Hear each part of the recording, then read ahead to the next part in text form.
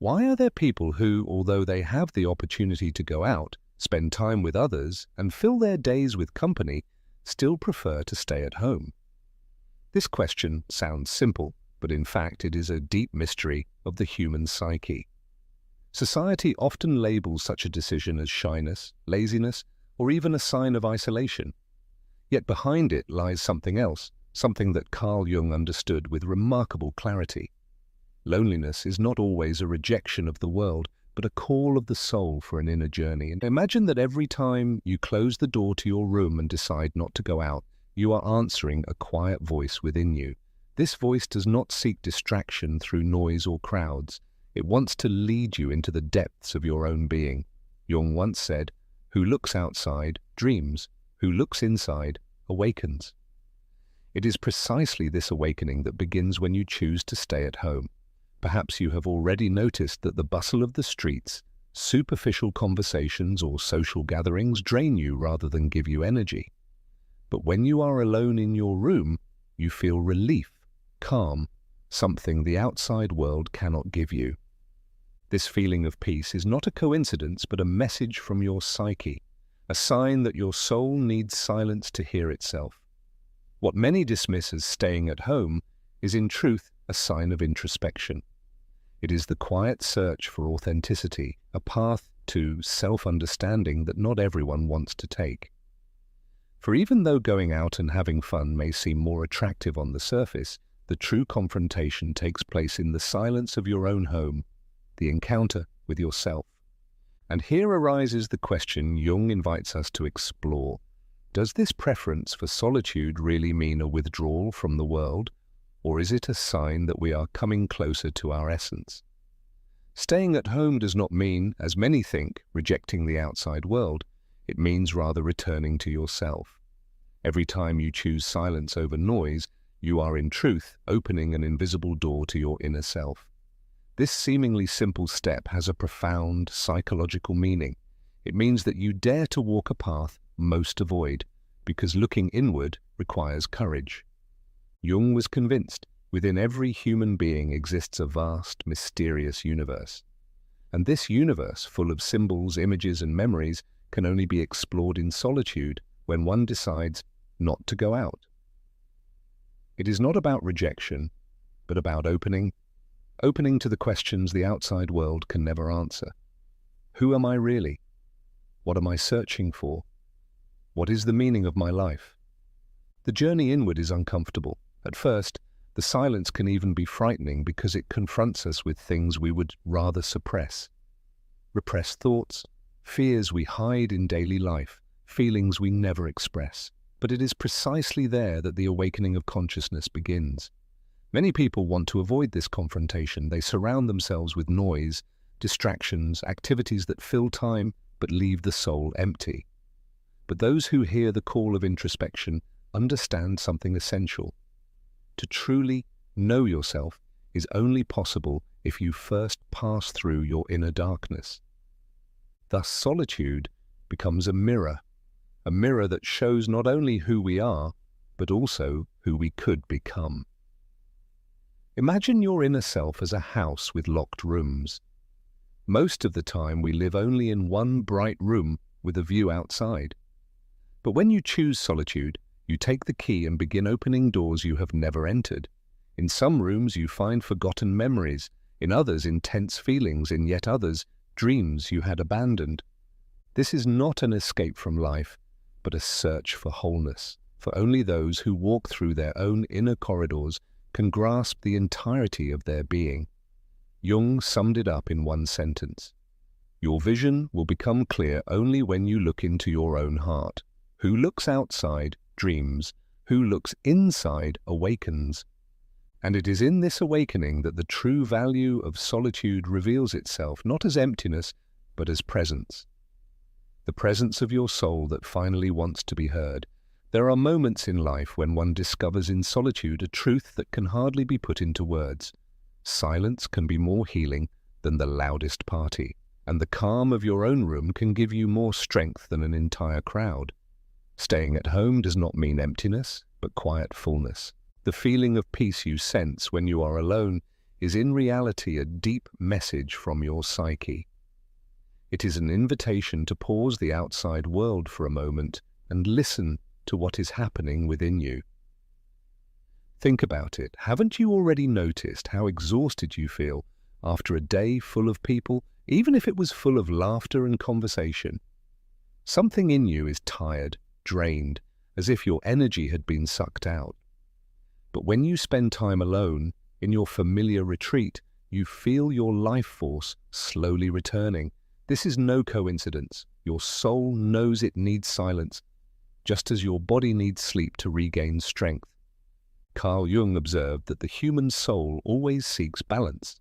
Crowds, social obligations, and constant noise sometimes have their place. But if we remain in that environment too long, we lose contact with what is essential. Solitude acts as a counterbalance, as the other side of the scale, restoring harmony to our lives. In this pause, away from foreign voices, you have the chance to hear yourself clearly. The outside world constantly demands that you be someone for others, fulfill expectations, play roles, respond to demands. But solitude leads you back to your true face, to your essence without masks. That is the peace you feel when you are at home, the liberation from having to perform or prove anything, simply to be. Jung said that the unconscious expresses itself in symbols and subtle feelings, and these signals can only be perceived when the outside world grows quiet. In other words, outer silence opens the door to the inner language. That is why what many experience as boredom when they are alone is in truth often the beginning of a deep dialogue with their own soul. Solitude is not passivity, but an active process, a return to what truly matters. If you feel that relief the moment you close the door behind you, you are not rejecting others but affirming your right to exist in peace. This moment of silence is an act of healing. And here something exciting happens. The more you allow yourself to experience this inner peace, the stronger your ability becomes to deal with the outside world. For solitude does not make you weak, it makes you strong. The calm that arises from silence is the source from which you can later connect with others without losing yourself in them. So far we have spoken about the emotional and spiritual dimension, but what is fascinating is that biology also provides an explanation. Your brain, this infinite network of connections, holds a secret. Every time you grow still and focus on yourself, certain areas switch on and function differently. Neuroscientists have discovered that the so-called medial prefrontal cortex plays a key role in this. This area lights up when you think about yourself, reflect on your feelings, or even when you try to understand the inner world of others. In other words, self-awareness and empathy spring from the same source. This means something profound. When you choose to stay at home and listen to yourself, you not only learn to know yourself better, but paradoxically also become more capable of connecting with others. Solitude is not selfishness, but a quiet training to better understand life. Carl Jung sensed this truth long before science could confirm it. He spoke of the importance of introspection, of looking into one's own soul to discover who we are. Today, neurobiology shows that this inner journey activates brain networks that help us grow in self-understanding and empathy. Imagine your mind as a calm lake. When you are surrounded by noise and people, the surface of the water is disturbed and you see nothing beneath. But when you choose silence, the water clears and you can look into the depths.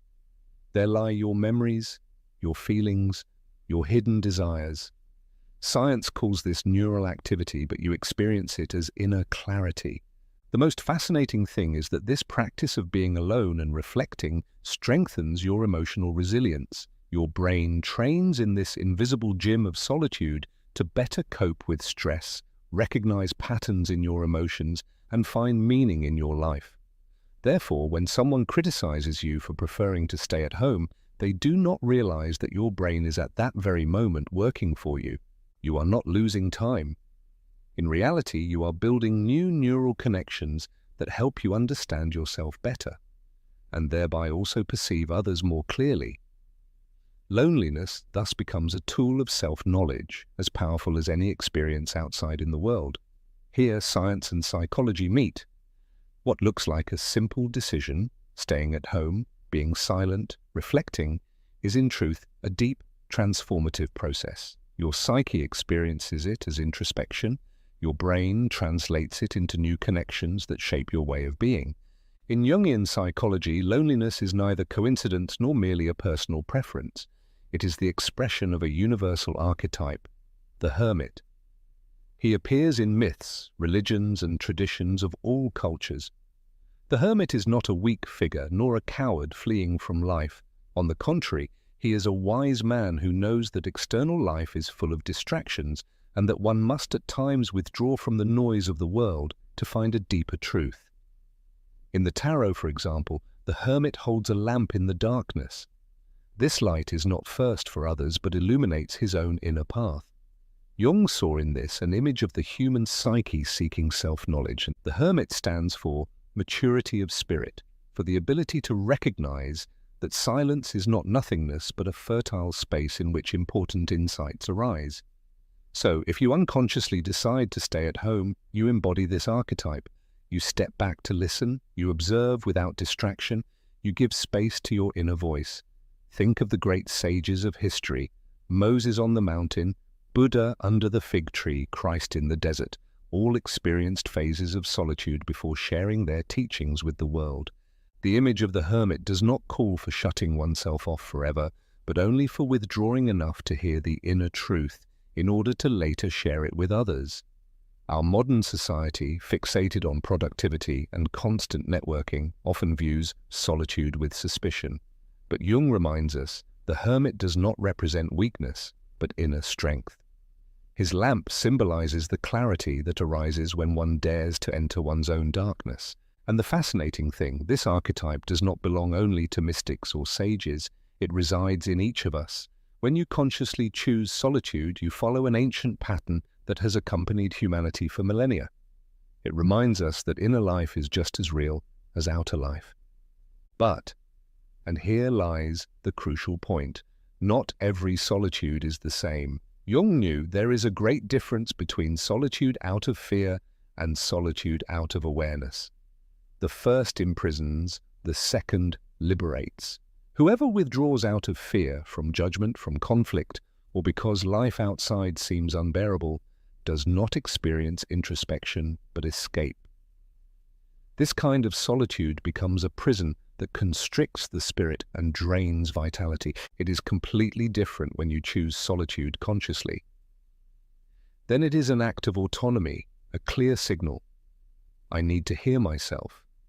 I need space to understand who I am and what I feel. It is not a no to the world, but a bridge between inside and outside, like closing your eyes to see more clearly, like silence to finally hear. Jung emphasized that the most difficult task of human beings is to face their own shadow side, the parts of us we would rather repress. And this encounter succeeds only in silence. That is why the conscious choice of solitude is a courageous step. You face your reflection without masks. It is not escape, but confrontation. Not imprisonment, but liberation. One can imagine it like this. Someone who flees out of fear lives like a prisoner in a locked cell. Someone who consciously chooses solitude lives in a bright, open room that he could leave at any time but stays because he knows a treasure awaits inside. Society rarely makes this distinction. It often calls the person who prefers to be alone strange, antisocial, or not adjusted. But in reality, everything depends on inner motivation. The same act, staying at home, being silent, declining an invitation, can be either a sign of weakness or of strength. What matters is whether it comes from fear or from awareness. Here Jung's teaching becomes decisive. He invites us to ask ourselves honestly, do I flee from the world because I cannot endure it? Or do I consciously choose this moment of solitude to find myself? The answer to this question shows not only what kind of solitude we are experiencing, it also changes the way we move through life. For when solitude is consciously chosen, it ceases to be a wall and becomes a bridge into the depth of your being, but also to more genuine relationships with others. Many people think that solitude is a barrier that cuts us off from life. But from Jung's perspective, conscious solitude is not a wall but a bridge that connects the outer world with the inner universe. Their authenticity begins to grow and life gains more depth. When you learn to enjoy your own company, you no longer need to fill every minute with foreign voices or activities. You realize that solitude is not a hole that must be filled, but a fertile ground in which the truest part of you germinates.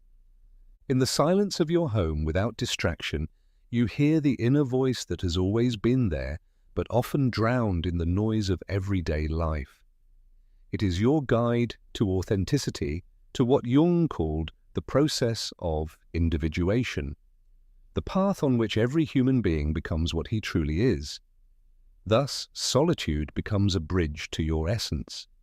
Every minute in silence invites you to observe your thoughts, to accept your feelings, and to reconcile with repressed parts of yourself. And then something special happens. The more you connect with yourself, the more capable you become of truly connecting with others. That is the great secret. Solitude does not separate you from the world, it prepares you for it. Whoever has never learned to listen to himself cannot truly listen to others. Whoever has never learned to find peace in his own presence can hardly give it in a relationship. Conscious solitude thus becomes training for empathy, love, and genuine connection. Jung knew the soul does not grow in noise, but in moments of concentration when we look inward. There our inner life arranges itself, their experiences find their meaning, their wounds begin to heal. Solitude is therefore the bridge that leads us from chaos to order, from confusion to clarity, from the social mask to authenticity. Imagine walking across a suspension bridge that hovers over a river. On one side lies the outer world, expectations, demands, relationships. On the other side, your inner realm, dreams, fears, memories, your true essence. Solitude is the bridge that carries you between these worlds without losing yourself in either. That is why staying at home does not mean turning away from others, but strengthening yourself so that you can later meet the world more clearly, more powerfully, and more authentically. Staying at home is not a sign of laziness or weakness, but a quiet act of awareness, a return to your essence. Solitude is a path, a bridge, and even an ancient symbol in human history. Jung knew, in silence lies the truth that the noise of the world will never reveal. So if someone tells you that you are antisocial because you prefer your own realm, remember, you are following a deeper call, a call of your soul. You are not fleeing from life, you are entering it in the most authentic way. For only one who looks inward can truly awaken. Conscious solitude is not absence but presence, the most important of all, your own.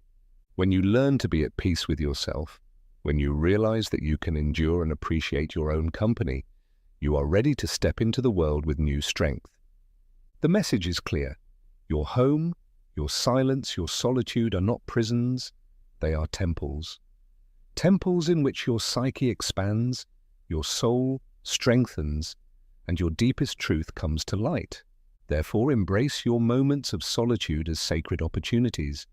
Listen to your inner voice and transform every moment of silence into an act of transformation. Have you ever thought that someone loved you but stayed silent? Have you noticed something in their eyes that was never spoken? As if the silence itself screamed a truth they didn't dare to hear. Perhaps it's not the words that are missing, but the inner permission to speak them. And what if what you interpret as indifference is actually fear? Not just any fear, but the kind that comes from the unconscious, shaped by old scars they don't even know they carry. You're about to enter a territory where love exists but does not manifest, and the question isn't whether they love you, it's why they still haven't been able to admit it. The truth, the one no one tells you, is that unspoken love isn't weakness, it's psychological captivity. It's a feeling trapped between the desire to reveal itself and the panic of being rejected. There are men who love so deeply, so intensely, that they can't even name what they feel. They prefer silence over the risk of ruin, distance over emotional nakedness. But why? What happened down there in the recesses of time and soul to turn love into a secret? Carl Jung said that what is not made conscious comes back as fate. And perhaps that's what you're living now. Not a love story, but a psychic mirror. He's not avoiding you, he's fleeing from himself. He isn't cold. He's frozen in his own shadows. Every confused gesture, every interrupted closeness, every glance that lingers a second too long, all of this is symbolic language he speaks through what he doesn't say. But do you know how to listen to silence? There's a hidden truth behind ambiguous behavior, a dance of closeness and retreat, a cycle that repeats. And you feel at the center of something much greater than it seems. What if he's testing his own limits? What if every day by your side, he's fighting not against you, but against a ghost that keeps him from simply speaking? This isn't just a love story. We are facing an archetype, the wounded lover. A man torn between the impulse to love and the instinct to protect, and he will only be whole when he allows himself to be vulnerable. But beware, there is something that hasn't been revealed yet, a specific, subtle sign that almost no one notices, and that always reveals when a man loves but is afraid to say it. It's this sign that turns doubt into certainty, and it's closer than you think. But be careful. If you blink, if you skip even 1 second of this video, you might never see it, because sometimes the key to understanding someone is hidden where you least expect it. He never said it out loud. No promises, no declarations, no "I love you" spoken aloud. But there's something in his actions that seems to go beyond what words could ever express. You notice it even when you try not to. He remembers small things, things even you have forgotten. The way you hold your cup when you're anxious, the song you let play for 5 minutes before changing it, the name of that colleague who made you cry on an ordinary day. Why does he remember? And more importantly, why does that move you more than any beautiful words ever spoken by someone who talked just for the sake of talking? Because the unconscious never lies. Carl Jung said that everything meaningful, even when denied by reason, will find a way to reveal itself. And maybe that's what you're feeling. Love is there, in the cracks, in the space between what he does and what he denies feeling. He doesn't say it, but he cares. He doesn't declare it, but he watches. And there's no way not to feel that something is being said in the silence. Something more honest, more raw, more real.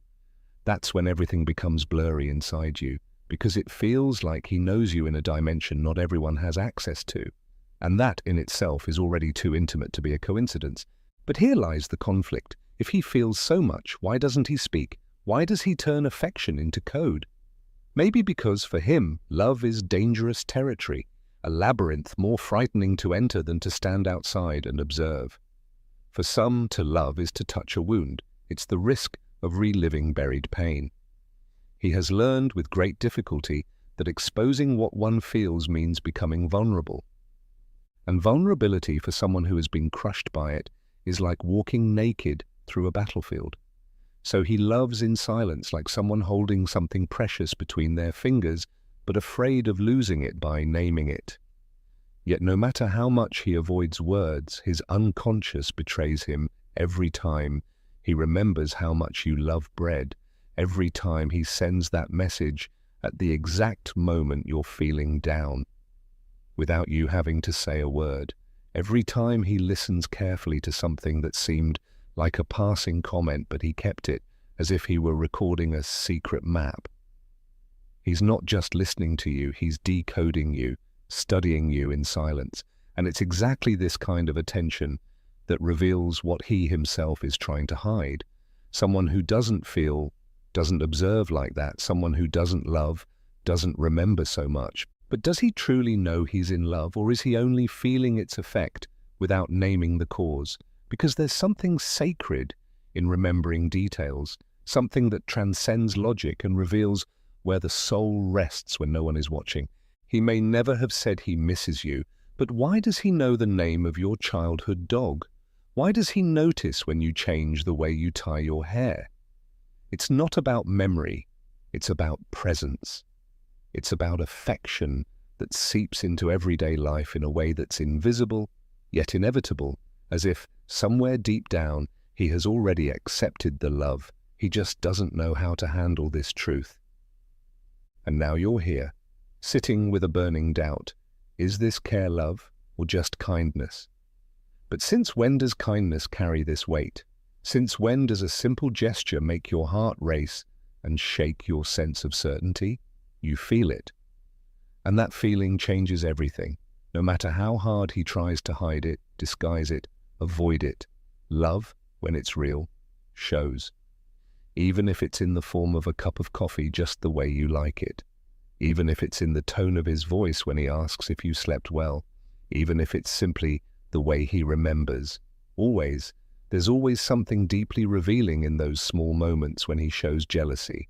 Not the possessive, obvious, childish kind, but the kind of jealousy that slips through the cracks of logic, that emerges in slightly averted eyes, in silences that last a little too long, in questions that seem too casual, not to carry a hidden tension. He might say, everything's fine, maybe he pretends not to care. But his body reveals what his mouth tries to suppress.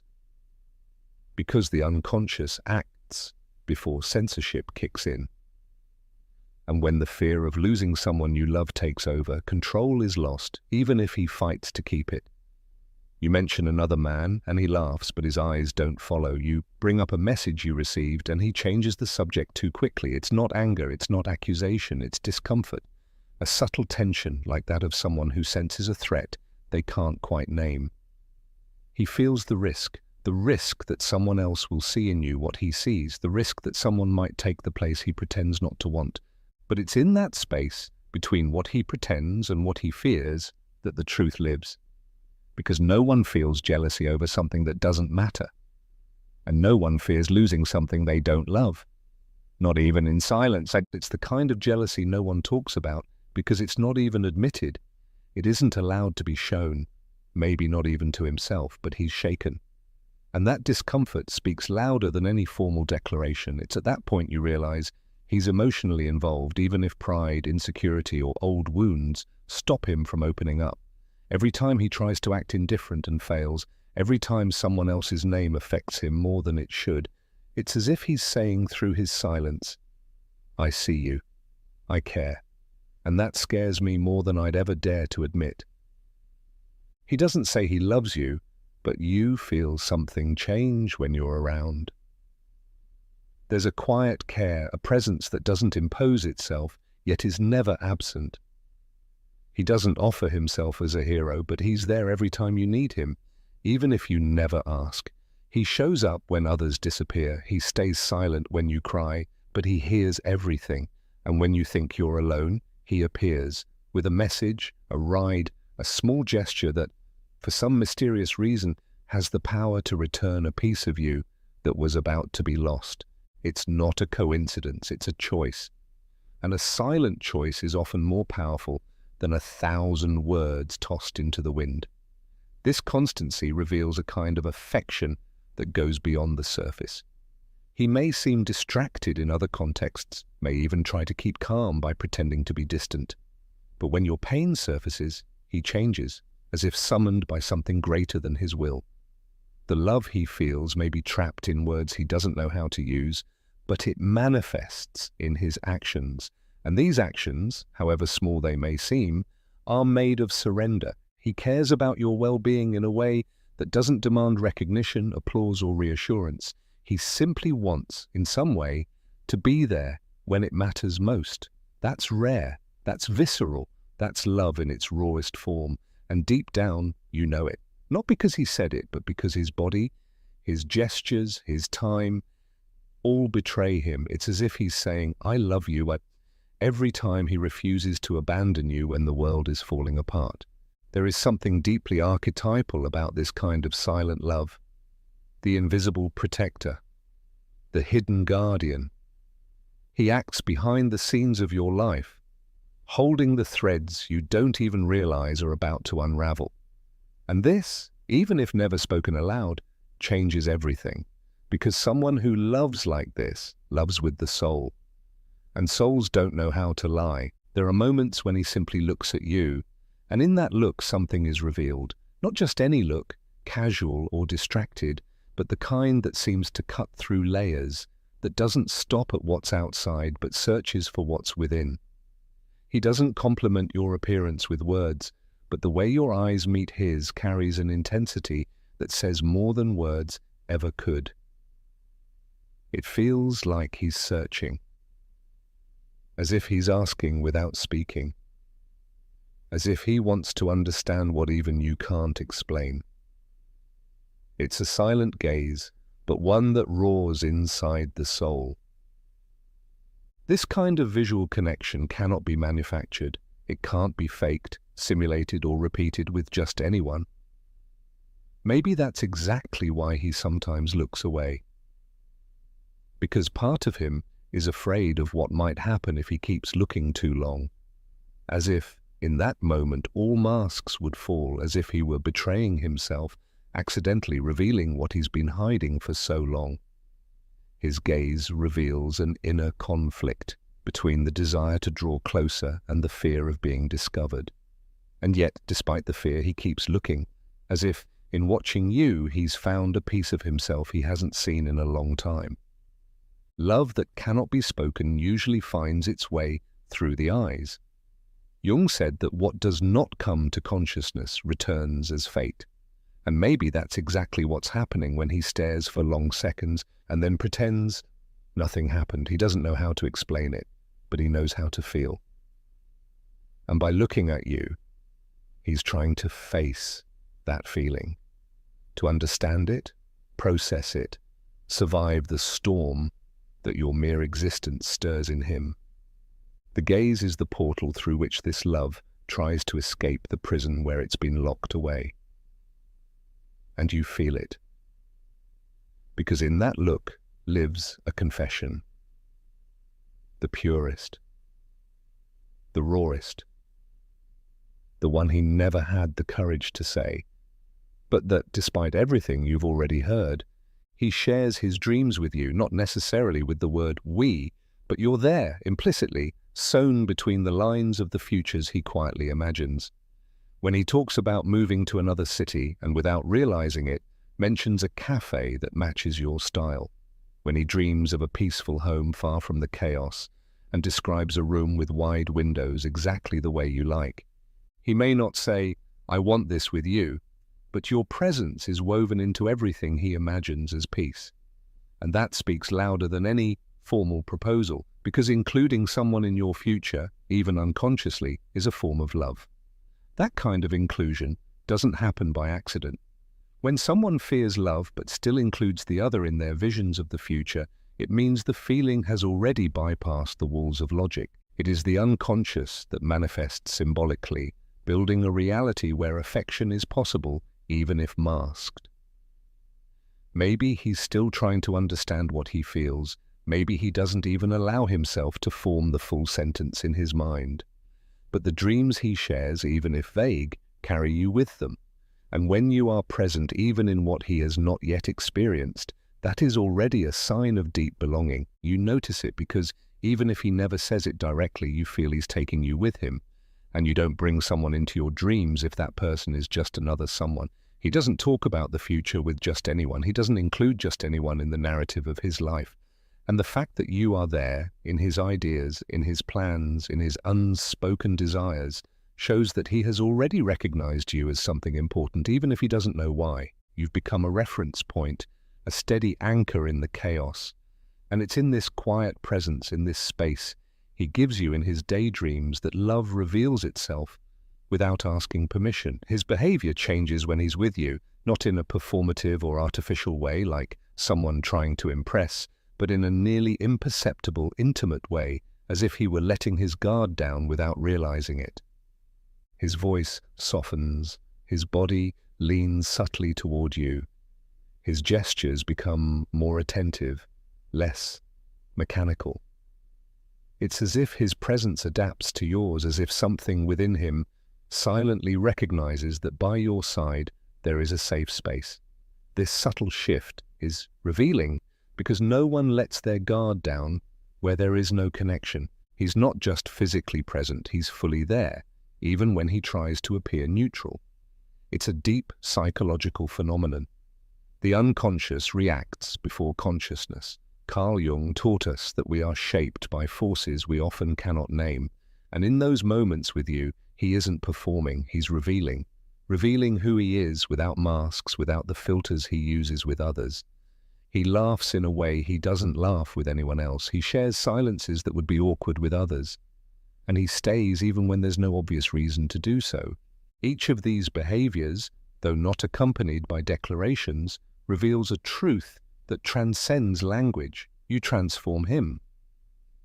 This transformation isn't only visible in how he acts, but in what he allows himself to feel. It's as if your presence briefly breaks through the armor he spent years building. You see him lighter, more sincere, and at the same time more vulnerable. Because loving in silence requires strength, but allowing yourself to be affected requires even more courage. And he allows it, not because he's made a rational decision, but because the bond between you touches parts of him that can no longer be ignored. He may not say it, he may never say it, but every time you're there and he changes, even just a little, it's love. It's a battle with fear, trying to emerge. He truly listens to you, not like someone who just hears words, but like someone who immerses himself in what is said, and especially in what is felt. He remembers conversations you don't even recall having. He refers to things you said offhandedly, as if they became sacred within him. This kind of listening is not common, nor accidental. It's the kind of attention that comes from real emotional connection, where the other person is not just background noise, but a living presence he has internalized. He supports you even when he seems distracted. And this form of listening is often a silent cry of love. Jung said that what touches us deeply nests in our unconscious, and that's exactly what happens when he remembers your details, your stories, your silences. You become a symbol, an emotional reference he cannot, and perhaps doesn't even want to, erase. And this constant recollection of what you've said isn't a rational effort, it's spontaneous affection. He cares about what you think, what you feel, what makes you smile or fall silent. He cares enough to hold it inside, because holding it inside is an act of love. Someone who loves in silence protects the memory of the other as if guarding a precious secret. This attentive listening reveals something even deeper. He wants to understand you. And wanting to understand is one of the purest forms of love. Even without declaring it, even without promising anything, he tries to decipher you. And in the end, that is rarer than beautiful words. Because words can be learned, but the desire to truly understand someone, to see the world through their eyes, is something that cannot be faked. He listens to you because you matter, because somewhere deep inside he already knows your voice belongs. And that place, however hidden, is where real feelings dwell. He shows you his vulnerability, even if he tries to hide it. It's not about grand gestures or dramatic declarations, but about the small cracks in the armor he's built over time. A longer sigh, a lost gaze, a hesitation in his voice. These gaps reveal more than he could ever say out loud. Because true vulnerability doesn't show itself by exposure, but through the silent trust he places in you, even without saying, "I trust you." It's a risk, an invitation into the unknown that he dares to accept just to be close, just to not feel alone in the whirlwind of emotions he's trying to conceal. This vulnerability also carries the weight of a deep fear, the fear of rejection, of not being understood, of opening up and getting hurt. It's a cruel paradox. He wants to open up, but fears the consequences of doing so. And this inner conflict makes his behavior sometimes contradictory. He may suddenly distance himself to protect himself, but he returns soon after, because what he feels is stronger than the fear. It's as if he dances between the need for protection and the desire to surrender. And every step in this back and forth is a silent sign that love is there, hidden beneath layers of insecurity. When he chooses to show vulnerability, even in brief scattered moments, he's actually saying much more than words ever could. He's saying that you're different, that you're the person to whom he can allow those cracks to form. Because deep down he believes you won't use them against him. That silent trust is a rare and precious gift. And when you receive it, you hold in your hands a map to understanding love. A love that doesn't need to be declared to exist. A love that reveals itself in the careful surrender of what he fears losing the most, himself. Silent love is like an underground river flowing beneath the calm surface of the earth. It exists, it pulses, it carves caverns in the heart, even when it's invisible to the hurried eyes of the world. But for this river to surface, for it to become a stream tracing new paths, it takes courage. The courage to face one's fears, to cross the abyss of silence, and to allow words to become possible. Unspoken love is not absence, it's a presence contained, waiting for the spark that will release its flow. Fear, that invisible guardian of our weaknesses and insecurities, has the power to imprison love in the shadows. And how many loves are lost in that prison, forgotten between the desire to be revealed and the hesitation to be exposed. However, what remains unrevealed can begin to rot, take root in doubt, creating invisible cracks that only time can perceive.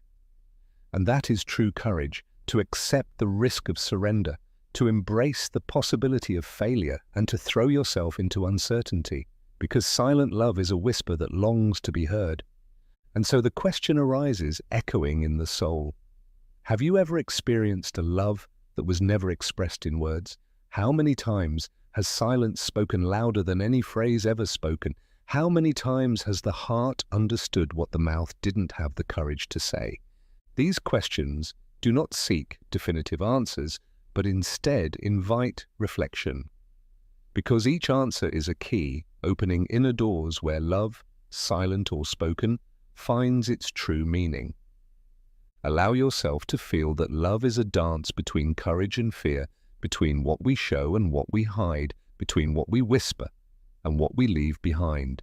Don't let silence be the final word. Let it be the prelude to something greater, a veiled promise waiting for the right moment to bloom. In the space between the unspoken and the possible lies the power of transformation. The power to illuminate not only your own story, but the silence of many other hearts. If this message touched you, if these words awakened something long dormant, join this journey. Like this video as a gesture of recognition. Leave a comment to share your echoes of unspoken love. Share it so more souls can find this hidden light, and subscribe to continue exploring this universe where silence speaks louder than 1,000 words. After all, true love doesn't need to scream to be heard. It only needs to be felt. In 1925, a woman walked into Jung's Zurich practice after 12 years of failed attempts at finding love. Beautiful, accomplished, emotionally aware, she'd done therapy, read every relationship book, knew all her patterns. But every promising connection ended the same way. She'd push them away or choose someone unavailable. Jung, who'd spent decades studying why self-aware people still can't sustain love, told her something that changed everything. You're not broken. You're not unlucky, you're incomplete, and the universe won't send you real love until you complete specific psychological work. Because if love arrived now, you'd destroy it with the very patterns you haven't integrated. If you've been ready for love for years, if you know your worth but still can't find partnership, if every relationship ends with the same pattern, you haven't completed what I call the integration work, and without it, the right person can't recognize you, even if they're standing right in front of you.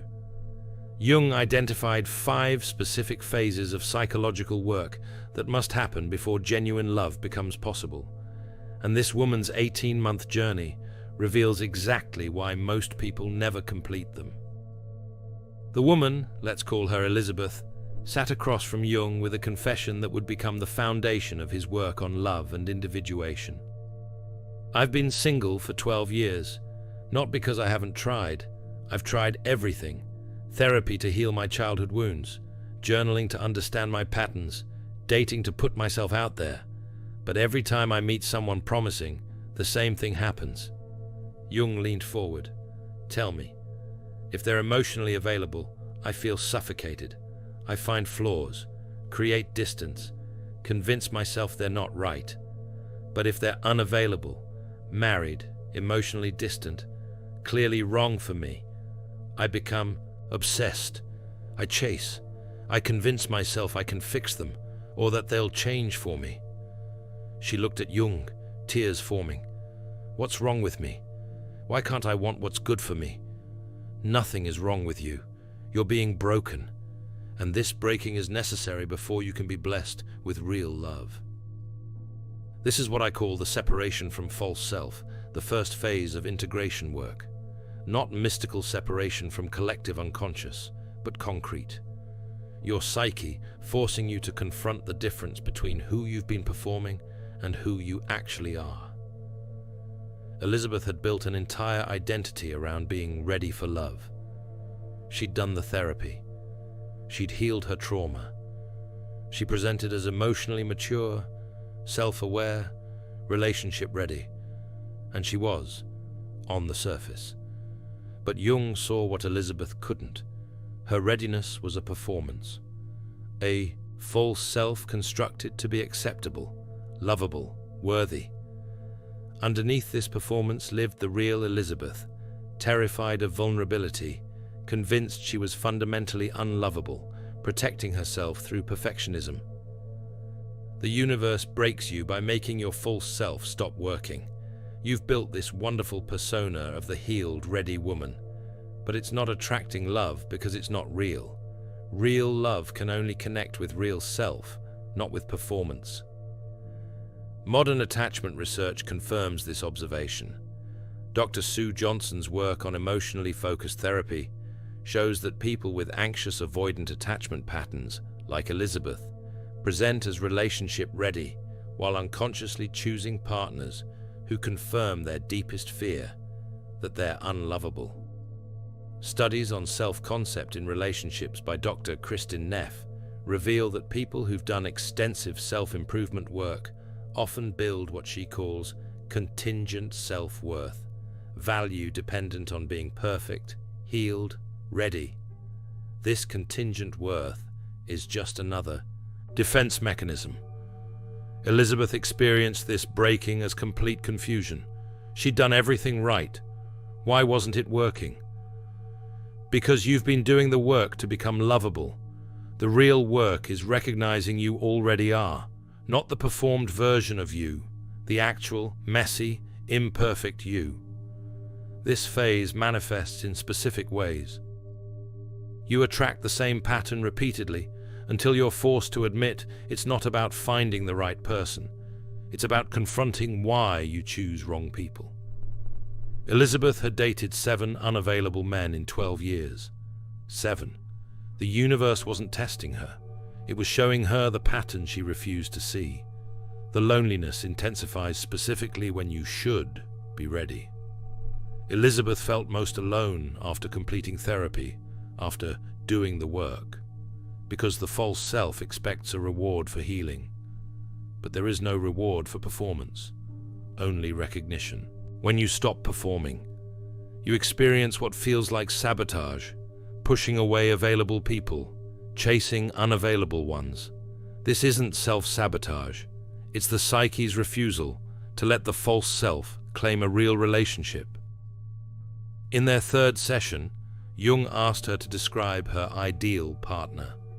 She rattled off a list: emotionally available, communicative, stable, kind, sees me, wants partnership. Now tell me what terrifies you about that person. Elizabeth went silent. Then quietly, if someone actually saw me, not the version I present, but the real me, they'd leave. So I choose people who can't see me. It's safer. The breaking happens when this recognition can no longer be avoided. Your patterns aren't bad luck, they're protection, and they're keeping you from what you claim to want. The false self cannot sustain real love. That's why the universe breaks it, to reveal what's real beneath the performance. If you've been ready for love but still can't find it, comment, "I'm being broken." because recognizing the breaking is just the beginning. The second phase reveals what you've been projecting onto every person you've ever loved. By their 4th month working together, Jung asked Elizabeth a question that would change how she saw every relationship she'd ever had. Tell me about every man you've been obsessed with. List their qualities. Elizabeth thought for a moment, then began. The last one was strong, decisive, unshakable. He knew exactly what he wanted and didn't apologize for it. When he walked into a room, everyone noticed. He had this presence. And before him, similar, incredibly independent, needed no one, had this emotional distance that felt like strength, certain about everything. And before that, the same pattern. All of them, strong, decisive, distant, independent, certain, present. Jung leaned forward. And how would you describe yourself? Elizabeth paused. The question landed like a punch. I'm uncertain. I second-guess everything. I apologize constantly. I make myself small in rooms. I struggle to know what I want. I'm terrified of needing people. She stopped. Her eyes widened. I'm attracted to my opposite. No, Jung said gently. You're attracted to your reflection. The strength, decisiveness, presence, those aren't lacking in you. They're buried. And instead of integrating them, you project them onto men, then become obsessed with the projection. Elizabeth sat back, the realization spreading through her like cold water. She started listing every relationship, seeing it clearly now. The strong, decisive man reflected the strength she'd buried, because assertiveness was called aggressive. The emotionally distant man reflected her own terror of intimacy, which she couldn't admit, so she chose someone who maintained distance for her. The fiercely independent man reflected the independence she craved, but buried under being accommodating. I've never loved them, she said quietly. I've been loving parts of myself I wouldn't claim. This is the mirror phase, recognizing that your attractions aren't about the other person. They're about encountering the disowned parts of yourself. Research on projection in relationships shows that we're attracted to people who reflect our imago, the composite image of our caregiver's traits and our own disowned qualities. We mistake this attraction for chemistry or fate when it's actually psychological recognition. Elizabeth continued her recognition. And every time I tried to change them, make them more available, more communicative, more vulnerable, I was trying to destroy the very qualities that attracted me, because those qualities were mine. I was trying to change them into me. The pattern was devastating in its clarity. She'd grown up in a family where feminine meant accommodating, soft, yielding. Assertiveness was called bossy. Decisiveness was unfeminine. Strength made you unlovable. So Elizabeth buried these qualities, convinced they'd make her unworthy. Then she projected them onto men. Anais Nin, the famous diarist, spent her life in this exact pattern. She married a stable, gentle banker, Hugo, while having passionate affairs with unavailable artists like Henry Miller. She wrote in her diary, "Hugo represents security, the world's approval, but I'm alive only with the unavailable ones." She never integrated both. She compartmentalized, marriage for security, affairs for aliveness. She never felt whole with anyone because she'd split herself between them. Over the following weeks, Elizabeth began the integration work Jung outlined. First, she identified exactly what she'd been projecting. She made a list: strength, decisiveness, emotional boundaries, independence, certainty, presence. Second, she wrote, I am strong, I am decisive, I maintain healthy boundaries, I am independent, I am certain, I have presence. Each sentence felt like a lie. That's how she knew she'd found the disowned parts. Third, instead of seeking these qualities in men, she practiced embodying them herself, made strong decisions without apologizing, maintained her own boundaries instead of being attracted to distant men, trusted her own knowing instead of seeking certainty in others. This work was excruciating. If I become strong and decisive, will anyone love me? I feel like I have to choose, be myself or be loved. In session, Jung challenged this. That's the false choice the false self created. Real love is only possible when you're fully yourself. The performed, accommodating version of you attracts performed relationships.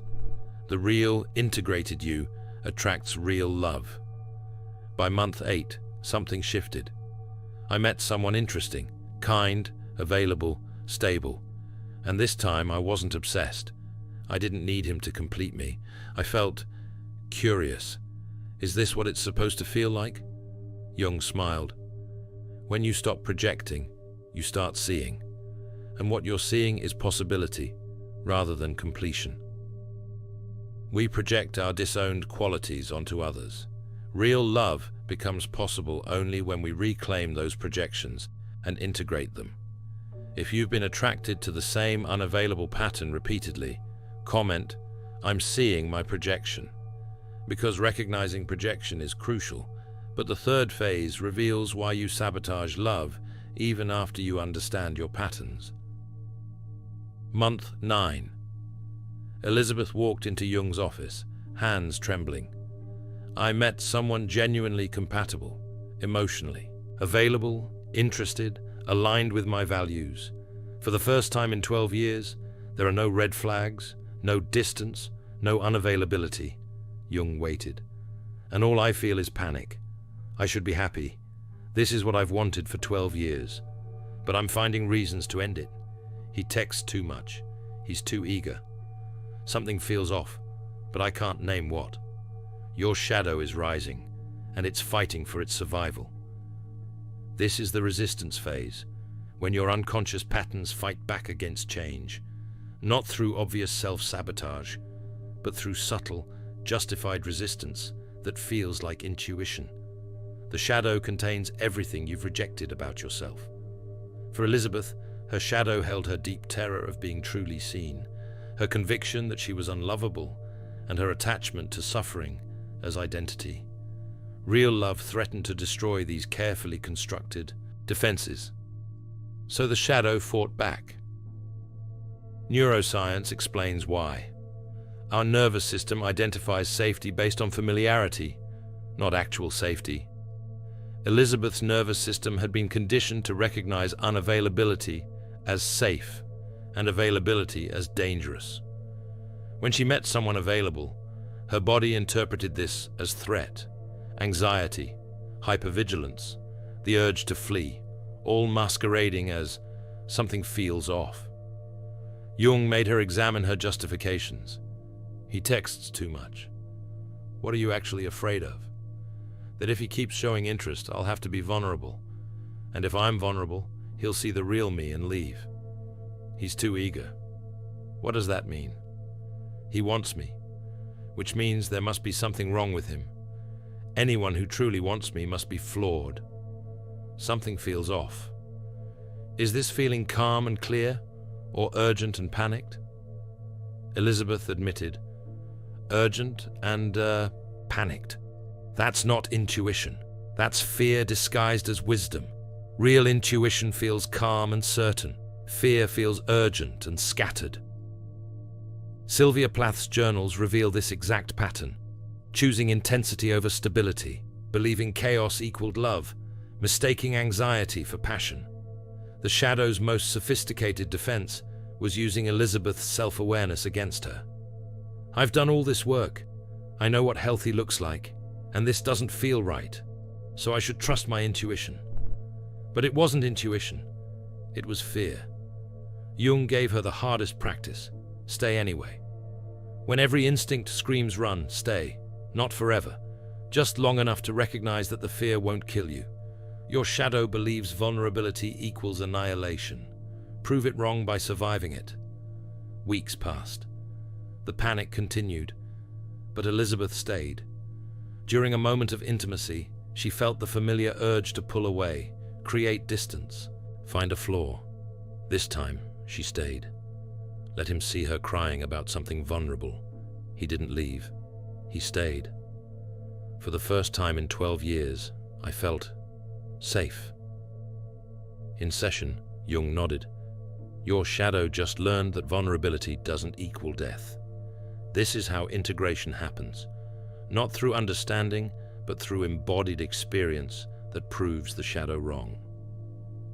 Research shows that unconscious patterns change not through insight, but through visceral experiences that contradict the pattern's prediction.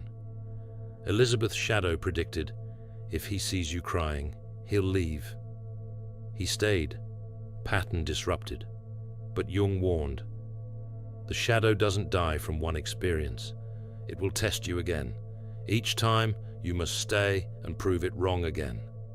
The shadow believes vulnerability equals annihilation. That's why it sabotages love, to protect you from the vulnerability love requires. If you sabotage promising relationships for reasons you can't name, comment, my shadow is fighting. Because confronting the shadow is terrifying, but the fourth phase reveals the complete restructuring that must happen for love to finally take root. Month 12. I don't know who I am anymore. The old me, the one who chased unavailable men, who performed being healed, who needed to prove I was lovable. She's gone, but I don't know what's left. Jung smiled. Welcome to the restructuring. This is where real transformation begins. The individuation phase, becoming your authentic self, not the self society constructed, not the self trauma created, not the self you perform for love, the actual self beneath all conditioning. For Elizabeth, this meant dismantling every identity she'd built over 38 years. She'd been the good daughter who accommodated everyone. That identity dissolved when she set a boundary with her family, said no to a visit, refused to manage her mother's emotions. Her mother called, shocked. You're so different now. Cold, distant. The old Elizabeth would have apologized, backpedaled, resumed accommodating. This Elizabeth said, I'm not cold, I'm boundaried. That feels cold because you're used to my compliance. She'd been the healed woman who'd done all the work. That identity dissolved when she admitted in session, I'm not healed, I'm still wounded, I'm still scared, I'm still imperfect, and I'm tired of pretending otherwise. Good. Healing isn't becoming perfect, it's becoming real. You've just become more real. She'd been the accommodating partner in every relationship. That identity dissolved when she told the man she was dating, I need alone time, I need to maintain my friendships, I need to pursue my work without apologizing. And if that's too much, then this won't work. He didn't leave. He said, thank you for telling me what you actually need. This restructuring is brutal because it requires releasing every identity you've used for safety, approval, or love. Over the following months, Elizabeth rebuilt from foundation. Jung gave her a practice. For 1 month, make every small decision based on what you actually want, not what you think you should want, or what would please others. What do you want for breakfast? What music do you want to listen to? What do you want to wear? Elizabeth found this excruciating. I don't know what I want. I've never asked. Then discover it. Choose something. See if it feels right. Choose differently tomorrow. This is how you meet yourself. Patterns emerged. She actually liked mornings alone, preferred bold colors over neutral ones, enjoyed solitude more than constant social plans, wanted focused work time more than people-pleasing. These feel selfish. They feel unfamiliar. You're meeting the real Elizabeth. She's been buried under 38 years of performing what others wanted. Month 14. She started the business she'd dreamed about for years. Decisiveness integrated.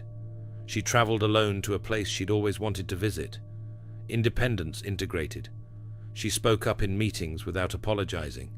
Strength integrated. I feel like I'm becoming someone I don't recognize.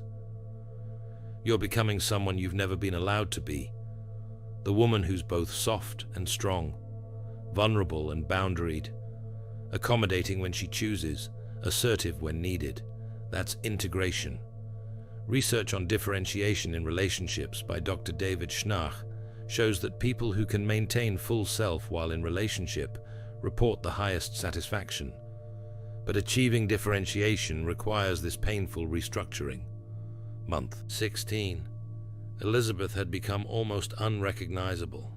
Her mother: "I don't know you anymore." Elizabeth: "I'm learning to know myself.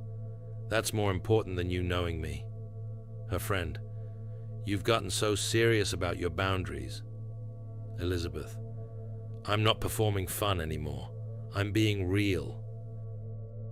The man she was dating: "I feel like I'm meeting the real you for the first time." Elizabeth: "You are. I'm meeting her too." Jung observed her transformation. "You've stopped performing lovability. You've started being yourself. This is the only foundation on which real love can build." False identities attract false relationships. You must restructure your entire self before true love becomes possible. If you're in the void between old identity and new self, comment: "I'm restructuring." Because the restructuring creates the foundation, but the final phase reveals the paradox that makes love finally possible. What's month 18? Elizabeth's final session with Jung. "I think I'm done searching for love. Not in a bitter way, not giving up. But I genuinely don't need it anymore. For 12 years I've oriented my entire life around finding partnership, and now I'm complete as I am. If love comes, wonderful. If not, I'm still whole." Jung leaned back with satisfaction. "Now you're ready." This is the paradox phase, when you must release the very thing you've been seeking before you can receive it. Not through forced detachment or spiritual bypassing, but through genuine completion. Elizabeth had spent 12 years believing, "I'll be complete when I find love." Jung's work revealed the truth. You'll find love when you're complete. The surrender isn't giving up on love. It's releasing love as the condition for wholeness. Before surrender, love is the missing piece. Partnership will complete you. Being chosen validates your worth. After surrender, you are already whole. Partnership is sharing wholeness. Your worth is inherent. Elizabeth's surrender manifested in practical ways. She stopped checking dating apps compulsively, not from hopelessness, but from genuine disinterest. "I'm living my life. If someone fits, they'll fit. If not, I'm still living." She stopped analyzing every interaction. "Is this going somewhere?" became irrelevant. She was present with what was, not obsessed with what might be. She stopped performing in the relationship. No more strategic texting, calculated responses, or managed image. "This is who I am. If that works for you, great. If not, we're incompatible." She stopped making love the center of her life. Her work mattered. Her friendships mattered. Her creative pursuits mattered. Love would be one part of a full life, not the organizing principle. The man she'd been dating noticed immediately. "Something shifted in you. You're more here, less anxious. I feel like I'm finally meeting you." Elizabeth realized, when I stopped needing him to complete me, I could actually see him, not as the savior or the disappointment, but as a person, and for the first time, I could let him see me. 3 months later, Elizabeth wrote Jung a letter. "I'm writing to tell you I'm getting married. Not from need, not from fear of being alone, not from proving I was lovable, from choice. I chose him from wholeness, not from lack, and the relationship is unlike anything I imagined. There's no performance, no rescuing, no projecting. Just two complete people choosing to share lives. For 12 years, I tried to find love. What I needed was to find myself. And ironically, the moment I found myself, love found me. Because real love can only find real people, and I had to become real first. Thank you for showing me that I had to become whole before I could share wholeness. Jung documented Elizabeth's journey as proof of the 5 phases every person must complete before real love becomes possible. Phase 1. The breaking. Recognizing your false self can't sustain real love, so it must shatter. Phase 2. The mirror. Seeing that you've been projecting disowned parts onto others, mistaking projection for love. Phase 3. The resistance. Confronting the shadow that sabotages love to protect you from vulnerability. Phase 4. The restructuring. Dismantling false identities and building integrated, authentic self. Phase 5. The surrender. Releasing love as condition for completeness, becoming whole first. Most people never complete even one phase. They stay stuck in the breaking, blaming others for their loneliness. Or they recognize projection, but never integrate what they've projected. Or they understand their shadow, but won't do the terrifying work of staying when it screams to run. Some completed this work. Jung's own marriage transformed after his integration work. Both he and Emma became Jungian analysts, remained together until her death, both fully individuated. Some didn't. Plath chose intensity over integration. The relationship ended in tragedy. Monroe sought completion in men, died believing she was unlovable, despite being desired by millions. Some completed late. Nin eventually integrated both sides in her 60s, writing, "I am both wild and domestic, and I no longer need to split them between different men." The difference isn't luck, it's work. If you're being broken by repeated heartbreak, you're in phase 1. The work. Stop performing readiness. Get real about who you actually are beneath the persona. If you keep choosing the same unavailable pattern, you're stuck in phase 2. The work. Identify what you're projecting. Integrate those qualities into yourself instead of seeking them in others. If you sabotage promising relationships, you're in phase 3. The work. Name your shadow's fears. Stay when every instinct screams to run. Prove your shadow wrong through embodied experience. If you don't know who you are anymore, you're in phase 4. The work. Rebuild from foundation. Discover authentic desires. Establish genuine boundaries. Integrate disowned parts. If you're complete as you are, you're in phase 5. The work. Live fully from this wholeness. Love becomes possibility, not necessity. Jung's final wisdom captured everything. You spent 12 years trying to find love. What you needed was to find yourself. And ironically, the moment you found yourself, love found you. Because real love can only find real people, and you had to become real first. The universe breaks you to make you real. Breaks the false self so the true self can emerge. Breaks the performance so authenticity can breathe. Breaks the need so choice becomes possible. And when you're finally broken open, restructured, integrated, and complete, that's when love recognizes you. Not because you've earned it through suffering, but because you've become capable of receiving it without destroying it. If you're in this process, know you're not alone. Millions of souls are being broken and rebuilt right now. The pain isn't punishment. It's preparation for love you're finally ready to sustain. Subscribe and hit the notification bell to join others. Navigating Jung's integration work. Comment below which phase you're in. Your recognition helps others identify their own journey. And remember, the breaking isn't the end. It's the beginning of becoming who you were always meant to be. Whole, real, and finally ready for love that matches your truth. Thanks for watching. See you in the next dimension.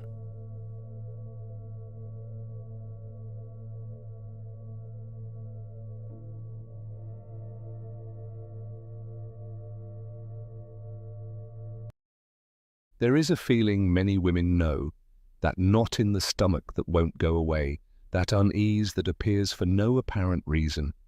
Everything seems fine on the surface, but inside, something is broken. There's no evidence, no suspicious messages or calls, but there is silence. a void, a gut feeling that no matter how hard you try to ignore it, screams at you in moments of solitude.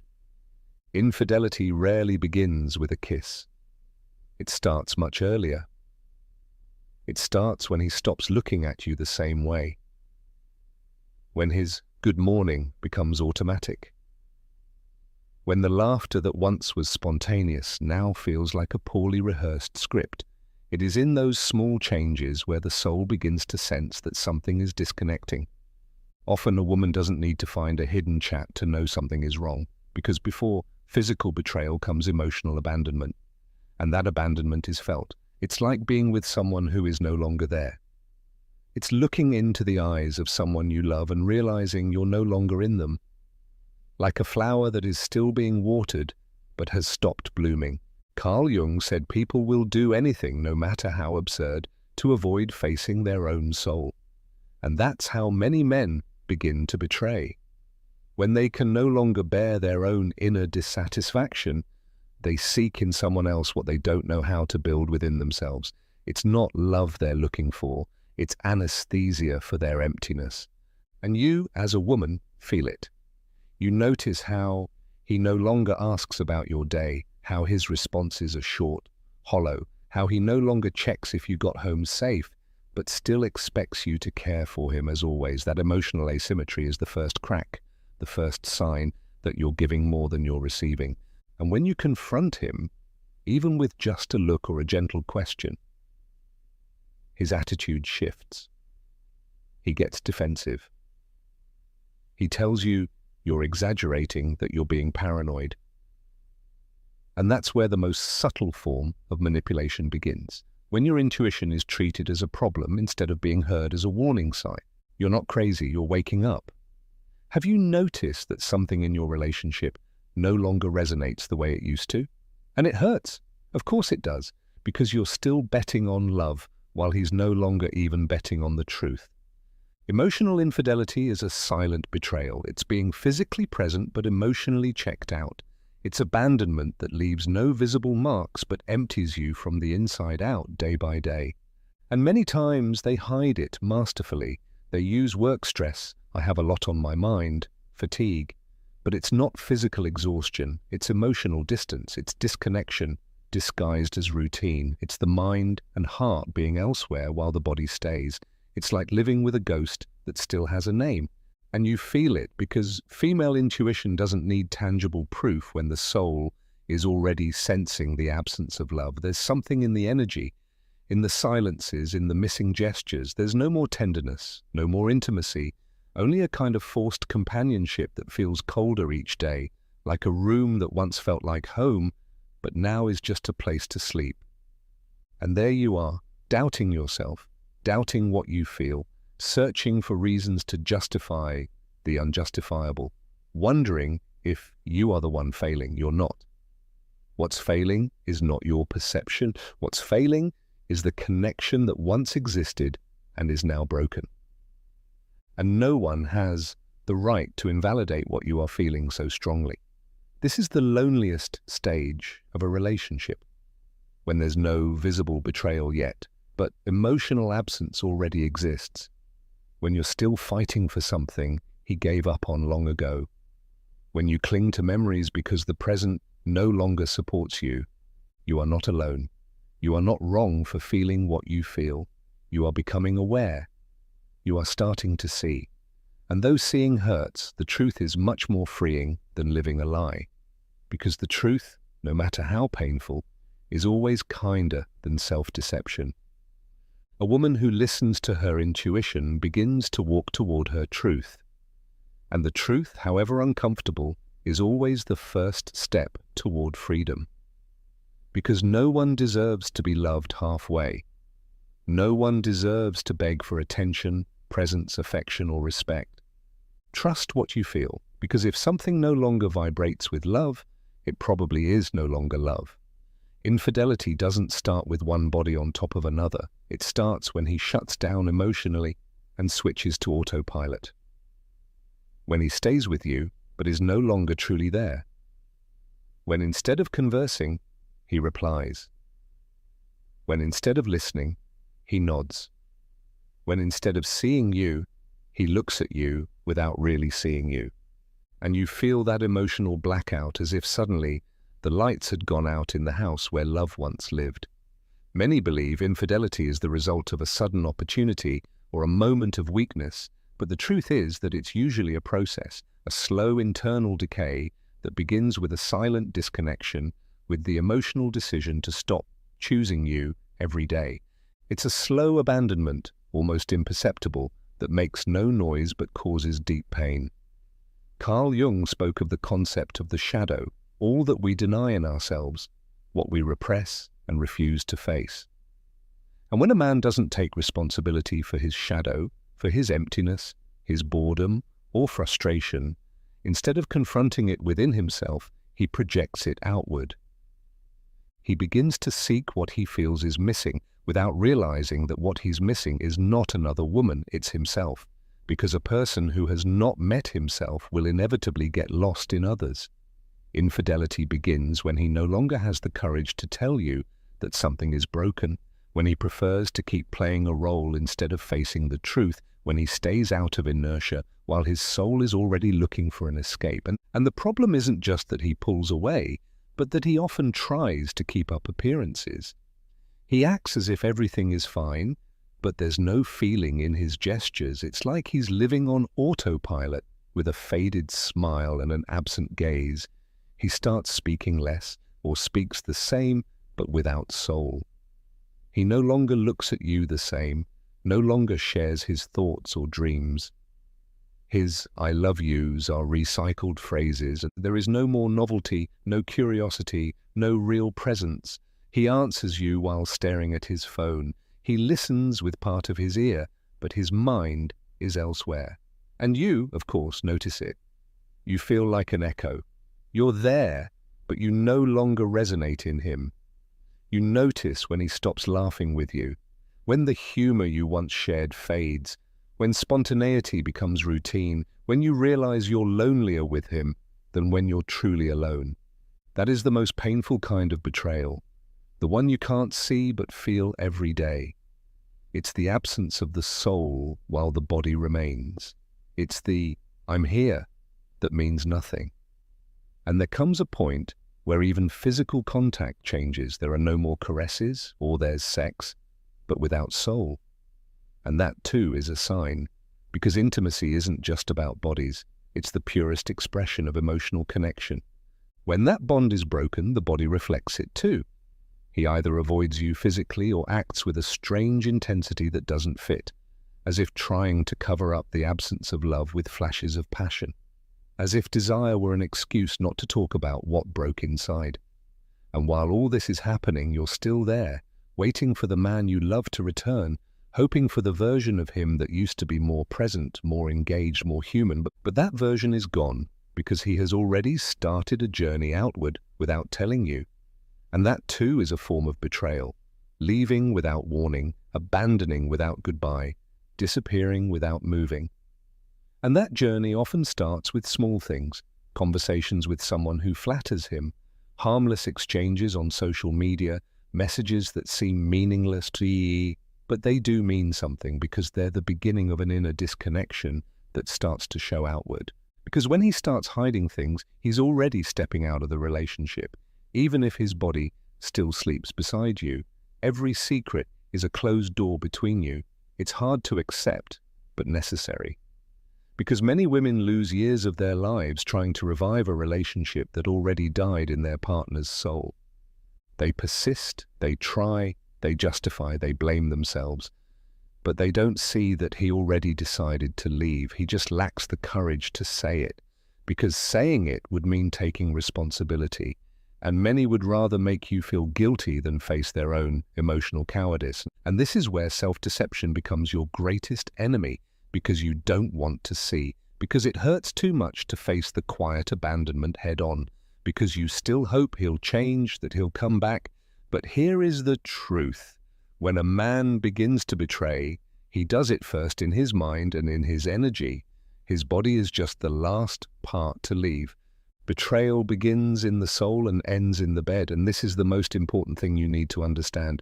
You are not the cause of his infidelity. It doesn't matter if you weren't perfect. It doesn't matter if you made mistakes. No one has the right to betray your trust just because they don't know how to manage their own frustration. An emotionally mature man speaks, takes responsibility, and faces you with the truth. He doesn't cowardly run into someone else's arms while you're still giving your whole heart to him. Infidelity begins in the soul, because that's where the decision not to be emotionally faithful is first made. Because being faithful is not just about not sleeping with someone else. Being faithful means caring for the bond, being present, choosing you, communicating, and honoring the emotional commitment. And when he stops doing that, the betrayal has already begun, even if there's no other woman yet, even if he still sleeps next to you. True fidelity is seen in intent, not just in the absence of physical evidence. So, if you feel something is broken, it probably has. If you feel alone in the relationship, it may be because he's already emotionally checked out. And the sooner you acknowledge that, the sooner you can decide whether you want to wait around for crumbs or pick up your dignity and choose your peace. Because you weren't born to beg for love, you were born to live it fully. It's not magic. It's not paranoia. It's perception. The body feels it before the mind understands it. And when a man starts to be unfaithful, emotionally or physically, he leaves signs, not because he wants to be caught, but because his energy can no longer sustain the lie. And there are patterns, behaviors that repeat in almost every case, even if the situations differ. And if you observe them clearly, without romanticizing, without justifying, you'll see that it was all there in front of you. Your intuition whispers what your eyes are not yet ready to see, emotional absence disguised as routine or stress. It all starts when he becomes absent without leaving. He no longer listens, no longer seeks you out, no longer shows interest. His replies become cold or evasive. I've been really tired. I have a lot on my plate. I'm not in the mood. There's always an excuse, but the truth is, his energy is no longer with you. He begins to withdraw. He no longer shares how he feels, no longer tells you about his day, no longer asks how you're feeling. He starts treating you like a housemate instead of a partner. And when you try to get close, you hit an invisible wall. He becomes an emotional ghost hiding behind the routine. The house looks the same, the meals are served, but the soul of the relationship has vanished. Then come the digital secrets and defensive behavior. Where he once left his phone out in the open, now he guards it like a nuclear device. He changes his password, keeps it face down, takes it with him to the bathroom. If you ask something innocent like, "Who messaged you?" his reaction is over the top. "Why do you care? Are you checking on me? You're so jealous." And in that exaggerated defense is the confession, because when there's nothing to hide, there's no reason to get angry. But when a parallel conversation begins, when a double emotional life is unfolding, the performance starts. He makes you feel invasive for simply following your intuition. He may even accuse you of being insecure, when in reality, he is the one breaking the trust. And that is emotional abuse, when someone twists your feelings just to avoid owning their actions. Changes in sexual intimacy. The bed doesn't lie. It may become cold or, on the contrary, unusually intense. Both extremes are signs. Some men, out of guilt, try to compensate with sudden, almost theatrical sex, as if trying to silence their internal betrayal with passion. Others simply disconnect. They no longer touch you, desire you, or feel you. Even the way he touches changes, mechanical. Without tenderness, without emotional connection, sex becomes a hollow transaction, or a way to maintain appearances, or worse, an act that makes you feel lonelier than ever. Because there is nothing more devastating than being touched without being truly felt. Unnecessary arguments and meaningless conflicts. He starts picking fights over anything, a word, a gesture, a minor forgetfulness. Everything becomes a reason to argue, because he needs an excuse to pull away, because he needs to justify his distance. Because if he paints you as the villain, he can convince himself that he has the right to look for something better. This is called projection. He accuses you of what he's doing, blames you for what he doesn't want to admit, turns you into the toxic one, the dramatic one, the one who just doesn't get it. And so while you exhaust yourself trying to keep the peace, he builds a narrative where you're the problem and he's the victim. He may even begin provoking you on purpose just to create conflict, because constant conflict gives him an internal excuse to justify his emotional disconnection. Instead of confronting his betrayal, he prefers to portray you as an unbearable woman. He removes you from his future plans. Where he once talked about traveling together, now he makes plans alone. Where it used to be us, now it's me. He no longer says your name when he speaks of his future, no longer includes you in decisions, no longer sees you in his long-term vision. And you feel it. You see how you slowly fade from his dreams. The shared goals disappear, the common path dissolves, there are no more future conversations, and if you bring it up, he changes the subject, gets annoyed, or avoids it, because in his mind, even if he hasn't said it out loud, you're no longer part of his story. He starts shifting the blame and emotionally manipulating you. This is the cruelest part. He begins to make you feel like you're wrong for being suspicious, like you're imagining things, like you're the one breaking the relationship with your insecurities. He starts distorting your perception. He disarms you with phrases like, "Why do you always think the worst? You can't even trust me a little. You're the one ruining this. You're going crazy." And slowly, your intuition starts to lose its voice. You don't know whether to trust your feelings. You wonder if maybe you're overreacting. You stay silent. You doubt. You wear yourself out. And in that silence, he gains ground, because while you doubt yourself, he continues deeper into his betrayal. And the saddest part is that many women adapt to emotional abuse, hoping it's temporary, hoping he'll go back to who he used to be. But that version of him is gone. Your intuition is your soul's radar. And if something feels different, it probably is. You don't need a photo, a message, or a witness. Because the deepest betrayal isn't seen with the eyes, it's felt in the soul. In a body that no longer vibrates the same. In a sadness that shows up without reason.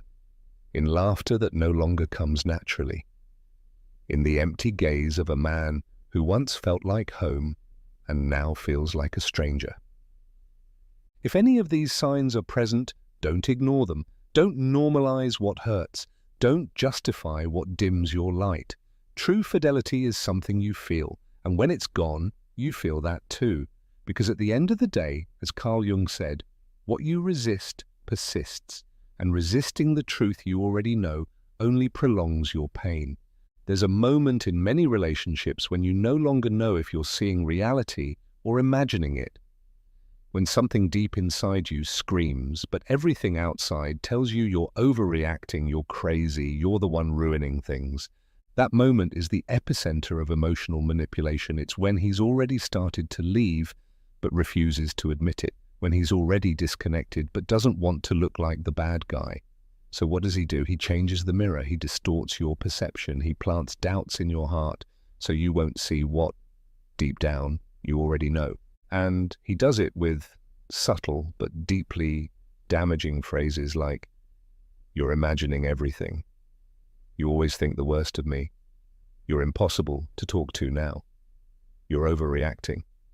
You're trying to control me." Little by little, what was once intuition becomes anxiety. What was once clarity becomes confusion.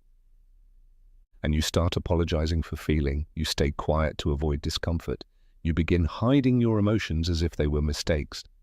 This kind of manipulation has a name, gaslighting. It's a form of emotional abuse where he makes you doubt your own reality. He makes you believe you're being irrational when in truth you're being intuitive. It's a psychological distortion that undermines your self-confidence and dims your inner voice. And the most common way it operates is through avoidance. He avoids the conversation, withdraws, disconnects. And when you confront him, he responds with indifference, sarcasm, or anger. Never with truth, never with vulnerability. Example, you say, "I feel like you're distant." He replies, "There you go again with your drama." You say, "It bothers me how you act around that woman." He answers, "So now I'm not even allowed to talk to anyone?" You say, "I feel lonely." He responds, "You're always complaining." In this way, every time you express your feelings, he turns it into an attack. Every time you try to get closer, he meets you with coldness or mockery. Until you learn to stay silent. Until you get used to indifference as if it were normal. Until you start believing that, yes, maybe you are being too much, but you're not. You're feeling. And that's valid. Because no one should make you feel guilty for having emotions, for asking questions, for seeking clarity. Carl Jung said that no one becomes enlightened by imagining figures of light, but by making the darkness conscious. And that's exactly what this manipulation tries to prevent, that you become aware of the darkness he's creating, that you confront him with truth. That's why he needs you to doubt. That's why he needs you to believe you are the problem. Another common tactic is silent comparison. Suddenly he starts talking about other women, saying someone else understands him better, listens to him without judging. And he doesn't do it to open an honest conversation. He does it to make you feel small, to weaken your self-esteem, to make you believe you're no longer enough. He might even play with your insecurities. You're being too sensitive lately. You've changed. You're not like you used to be. Don't be like that. It was just a joke. And so you start adapting. You start changing to please him, hiding what bothers you, trying harder, shrinking yourself so you won't lose him. And that's when you lose him even more and lose yourself in the process. Because emotional manipulation isn't about resolution, it's about control. It's about getting you to adjust to his discomfort, to excuse his mistakes, to become smaller so he doesn't have to face his own ego. And the most dangerous part is that he often does it with apparent calm. No yelling, no hitting. But there are gestures, silences, attitudes that break you from the inside. And the pain is just as real, or worse, because it becomes invisible to everyone but you. You know something's wrong because you can't speak without being interrupted anymore. You can't cry without feeling guilty. You can't say, "This hurts me," without hearing, "Stop being dramatic." And if someone asked you, "What's going on?" maybe you wouldn't know how to explain it, because there's no big scene, no proof, no clear drama. But there is a daily erosion of your self-worth, a slow collapse of your emotional safety. And the question is, how much longer will you let this continue? You weren't born to doubt yourself. You weren't born to beg for validation. You weren't born to silence your intuition every time someone doesn't know how to love you honestly. If a man can't handle an uncomfortable conversation, he's not ready for a real relationship. If a man needs to manipulate instead of taking responsibility, he's not emotionally mature. If a man turns your clarity into a problem, then he is the problem. Remember this, true love doesn't make you question your worth. True love doesn't silence you, it doesn't shrink you, it doesn't confuse you. If you're in a relationship where what you feel is more doubt than peace, more anxiety than trust, more fear than love, then it's not love. It's emotional dependency fueled by manipulation. Today is the day to reclaim your voice, to trust your perception again, to honor what you feel, even if no one else understands it. Because you do. And that's enough. A conscious woman doesn't need physical proof when her soul has already felt the abandonment, because the soul doesn't lie. It only gets tired of being ignored. There is a point in every painful story where the woman stops waiting, where she no longer looks for explanations, where she no longer needs proof. She simply wakes up. And that awakening hurts. Because it's not just about accepting that he no longer loves you the way he once did. It's accepting that you abandoned yourself too, that you stayed when he had already left, that you defended a bond where you were the only one still present. But that pain, though deep, is sacred because it marks the beginning of your rebirth. Leaving yourself is not selfishness, it's emotional survival. It's understanding that a relationship where you have to beg for attention, for truth, for respect, is not love. It's dependency. It's fear disguised as hope. And you are not here to live from fear. You are here to learn to look at yourself with the same eyes you once hoped he would see you with. To become the woman who believes she's worthy, without needing to be chosen, to reclaim what you gave unconditionally, your time, your energy, your tenderness, because it's not your fault you loved, it's not your fault you trusted, but it is your responsibility to heal. And to heal, you must let go. Letting go is not hatred, it's not punishment, it's not closing your heart. Letting go is saying, I understand. I no longer need proof. I no longer want to justify the unjustifiable. I choose me. And that, woman, is the most powerful act you can do. Carl Jung said that freedom doesn't come when we change others, but when we stop reacting to their shadow. And that's exactly what you do when you stop asking someone to value you. You are stepping out of their emotional shadow. You are reclaiming your light. The intuition you ignored for so long now becomes your compass. That same intuition he tried to silence, that you yourself silenced, that intuition that always knew, is now your guide. And if you listen to it, it will lead you back to yourself. Because you don't need physical proof. You've already seen his absence, you've already lived his disinterest, you've already felt his indifference. That's enough. Because when the soul feels abandonment, there's no need for more. Now it's time to rebuild, to walk alone again without feeling like you're losing something. Because you're not losing, you're reclaiming. You're reclaiming your power, your dignity, your voice.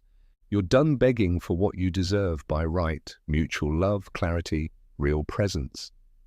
And yes, there will be days of nostalgia, days when you'll miss the good moments, days when you'll want to believe again. But on those days, remind yourself why you left. Remind yourself how you felt. Remind yourself what you silenced in the name of love. Then breathe and move forward. Because a woman who's been betrayed, if she doesn't break, she transforms. She becomes someone who no longer accepts half-loves, who no longer justifies absences, who no longer needs approval, who no longer waits, a woman who learned to see with her soul, and who no longer fears letting go of someone who already let go of her long ago. And if one day you love again, and you will, it'll be from a different place. From a version of yourself that's no longer afraid to say, this isn't enough. Who knows that peace is worth more than attachment? That self-love should never be sacrificed for someone else's love. So, today, don't cry for the one who didn't know how to care for you. You cry for yourself, for what you endured, for what you postponed, for what you deserved and didn't receive. Cry, and then wipe your face and carry on. Because this story is no longer his, it's yours. And you get to decide how it ends. You are not a victim, you are a woman awake, you are not hard to love. He simply wasn't ready to love with the depth that you love. You are not fragile, you are strong for feeling so much and still not hardening. And most of all, you are not alone. There are thousands of women waking up just like you, who are breaking out of self-deception, who are breaking invisible chains, who are learning to listen to themselves, to believe themselves, to rebuild, because it's no longer enough to survive. Today is the time to live in truth, and to live in truth means letting go of who no longer resonates with you. It means closing cycles, even if they still hurt. It means believing in yourself, even when everything around you tells you to doubt. Trust. Trust your intuition. Trust that inner whisper that says, no more.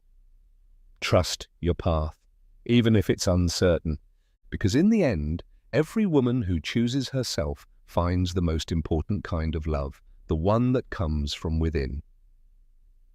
And to close etch this into your soul, a conscious woman doesn't need to see the betrayal with her eyes when she's already felt it with her soul.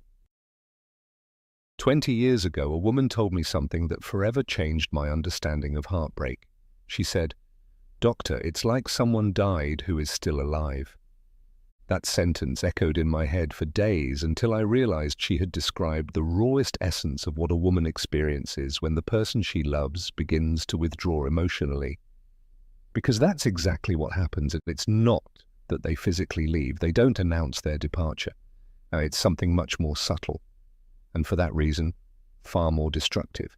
It's as if the person you knew, loved, chose, dissolves from the inside out, and only a familiar shell remains, one that no longer sees you the way it used to. In all my years of clinical practice, I've witnessed this phenomenon hundreds of times, and each time I am shaken anew by the painful precision with which mature women perceive this process. It's as if we have an emotional radar that sharpens with experience, that lets us feel when someone is no longer truly present in the relationship, even though they're still sleeping in the same bed. What has moved me most over the years is the realization that emotional withdrawal follows patterns that are as predictable as they are painful. When someone pulls away from you, it doesn't happen overnight. It's a gradual, systematic process that they often don't even consciously notice until it's too late. Picture it like this: when someone, unconsciously, decides that a relationship is no longer a priority, the brain begins to protect them from the pain of that truth. And so, without realizing it, they begin to build an emotional wall, brick by brick, until what was once intimacy becomes cold politeness. And here comes the moment that hurts the most. When you start to feel this change, when your intuition whispers that something's wrong, they've already been processing this inner retreat for weeks, maybe months. While you're still investing, still giving emotionally, they've already pulled back. This asymmetrical dynamic puts mature women in an extremely vulnerable position. Let me tell you something neuroscience teaches us about this process. When our brain, unconsciously, decides that a relationship is no longer viable, it activates self-protection mechanisms that are both fascinating and cruel. We begin to reinterpret behaviors, rewrite memories, justify decisions we haven't consciously made yet. It's as if the brain says, before this person becomes a painful loss, I'll help you see them differently. And so, what once enchanted you begins to annoy you. What you once appreciated now feels inadequate. What excited you suddenly bores you. But here's the point I really want to bring home. This process is not symmetrical.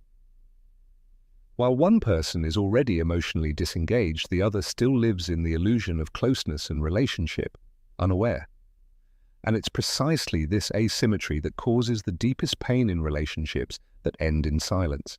What I truly want to share with you are those microscopic signs that appear before emotional withdrawal becomes visible. Because if you recognize them, you can spare yourself months of confusion and unnecessary pain. The first sign is the loss of genuine curiosity. When someone withdraws emotionally, they stop asking about your inner world. Not out of conscious coldness, but because their brain no longer perceives you as a source of meaning. Your daily life loses relevance to their well-being. For mature women, this is especially devastating because we deeply value emotional intimacy. We know true love shows itself in the small details of everyday life, in quiet questions, in a subtle sense for our mood. When that attentiveness disappears, it's like having our emotional oxygen taken away. The second sign is the loss of emotional resonance. A person who has begun to pull away develops a kind of emotional numbness toward you. They no longer read your moods. They don't notice when you're sad. They don't sense when you need support. It's as if their connection radar has been turned off. But there is a third sign that is crucial, and that has touched me the most over the years: the disappearance of conscious effort. Mature love, true love, requires conscious choice. It demands that we choose the other person anew each day, that we invest energy to keep the connection alive. that we try to be present, to create moments of closeness. When that effort stops, when everything becomes mechanical, when gestures are no longer intentional, then that person has already decided internally that the relationship is no longer worth it. And that, believe me, is heartbreaking to witness.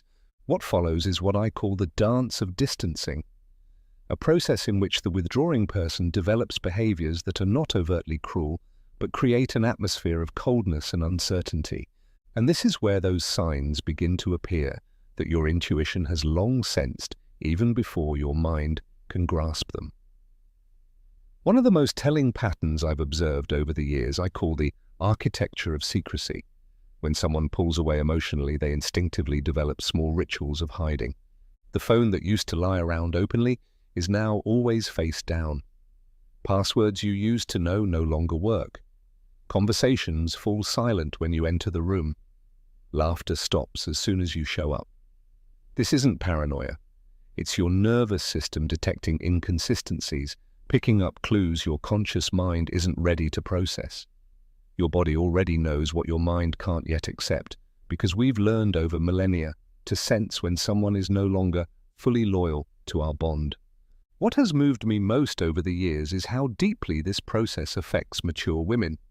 We who have invested so much in building deep relationships, who have left behind the superficiality of youth, who value honesty and emotional clarity above all, we feel this withdrawal not just as a betrayal of the relationship, but of everything we believed in about grown-up love. And here is something that completely changes the perspective. The person who pulls away often isn't even aware of what they're doing. They're reacting to impulses they don't understand themselves. It's as if a decision has been made that their conscious mind cannot yet put into words. This unawareness is what makes the withdrawal so confusing and painful, because when you confront someone about pulling away, they often don't have an answer, because they don't understand what's happening inside them. At this point, what I call the gray zone of leaving appears. It's that terrible state where you're no longer a priority, but you're not yet the past either. You get small crumbs of attention that give you hope, but never the full presence you'd need to feel safe. This gray zone is particularly toxic for mature women because we need clarity. We've lived long enough to know that emotional ambiguity is one of the most destructive poisons to our inner peace. We don't want hints, interpretations. We want truth, even if it hurts. But in this phase, the person who is withdrawing begins to experience something that psychology calls cognitive dissonance. They feel that they're hurting you, but don't feel capable of making a clear decision. And so they begin, unconsciously, to create situations that justify their behavior. Suddenly, everything you do seems to annoy them. Your questions feel like pressure. Your need for clarity is perceived as a burden. Your desire for closeness is interpreted as dependency. It's as if they've rewritten the story of your relationship and made you the guilty one so they don't have to feel bad. And here I want to address something I've observed especially often in relationships after the age of 30, the phenomenon of silent replacement. It's not necessarily about physical infidelity, it's something much subtler and in many ways more painful. When someone detaches from you, it rarely happens in a vacuum. Almost always there's something or someone that slowly begins to occupy the emotional space you once held. It could be another person, a new project, or an idealized vision of a different life, but something begins to capture their attention in a way you no longer do. This emotional replacement happens gradually, almost imperceptibly. It's like you're slowly being pushed out of the center of their life story until you become a secondary character. And the most painful part is that it often happens right after you've given everything, after you've built true intimacy, after you've proven your worth in every conceivable way. Psychology shows us that people tend to devalue what is constantly available. It's called hedonic habituation. When something good becomes routine, our brain stops perceiving it as special. In relationships, this can be devastating. While you still see beauty in shared everyday moments, while you still find magic in small things, the other person may have already become emotionally blind to what's familiar. They no longer see what you give because it's become emotional background noise to them. And it's exactly at this point that many mature women fall into what I call the trap of over-adaptation. When we feel we're losing significance, our instinct tells us, give more.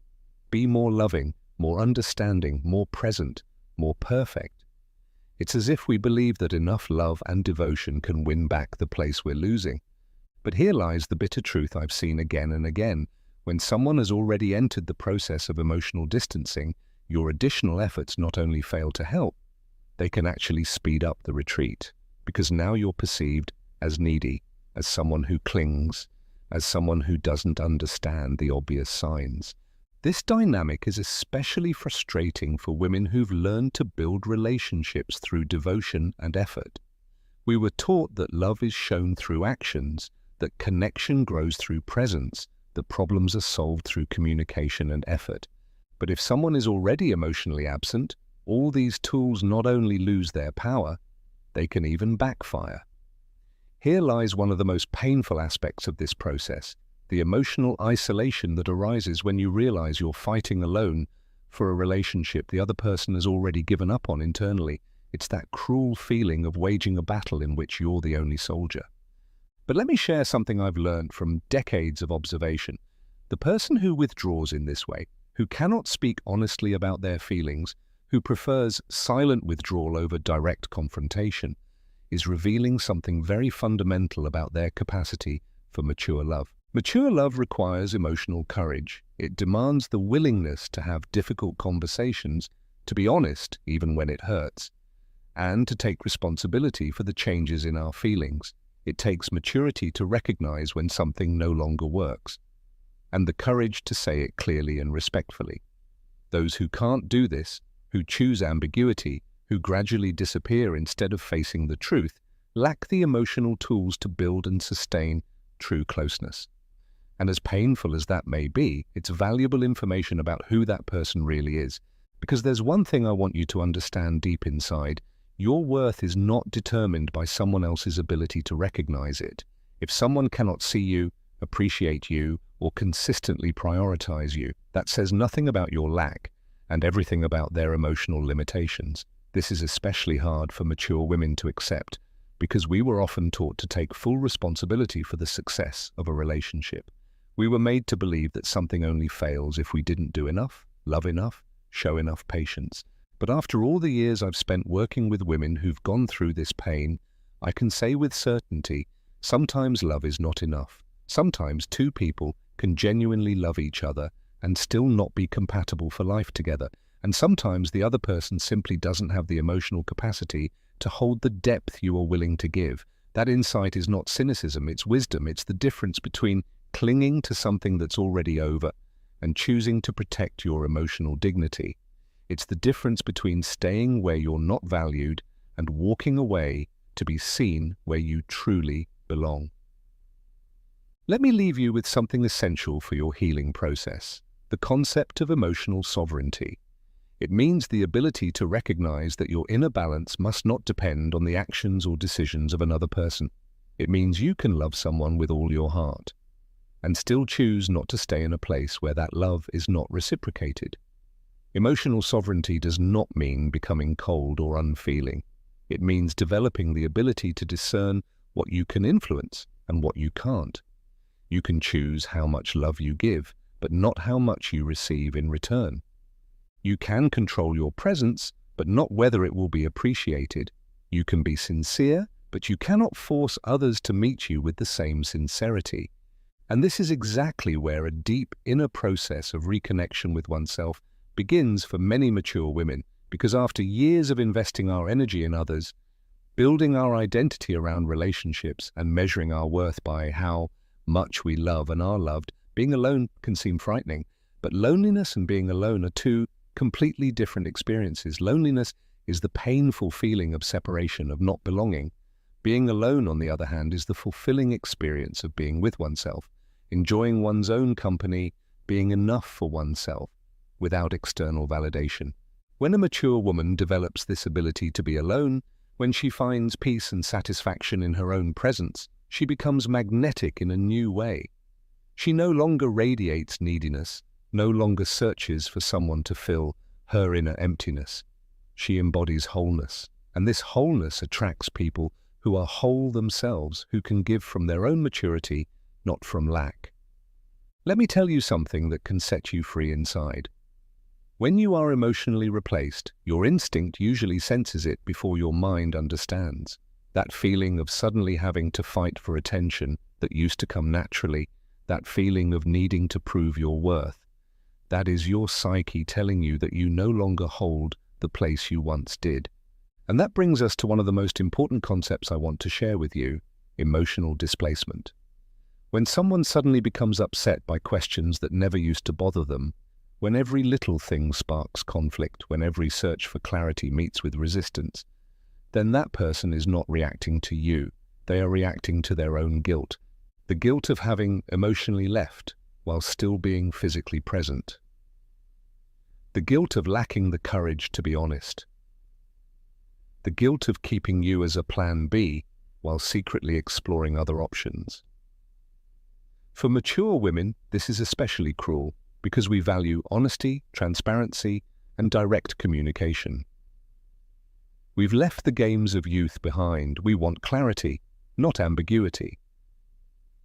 But here is something experience has taught me. People who cannot speak honestly about their feelings, who avoid conversations when things get real, who prefer to withdraw quietly rather than face the truth, these people will never be able to give you the emotional depth you deserve.